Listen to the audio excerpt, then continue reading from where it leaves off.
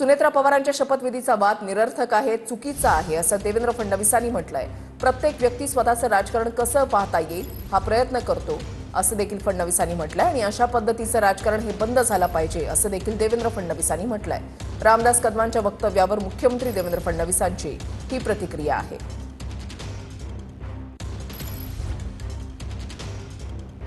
जो काही वादविवाद होतोय हा अतिशय निरर्थक अशा प्रकारचा आहे, अतिशय चुकीच्या अशा प्रकारचा आहे। प्रत्येक व्यक्ती केवळ स्वतःचं राजकारण याच्यात कसं पाहता येईल हा प्रयत्न करतोय, हे अतिशय चुकीचं आहे। बघा, शेवटी राज्याचे उपमुख्यमंत्री, राज्यातले एक अतिशय प्रसिद्ध व्यक्तिमत्व असलेले एक मोठे नेते अजितदादा पवारांच्या रूपाने दुर्दैवाने आपल्यातनं निघून गेले।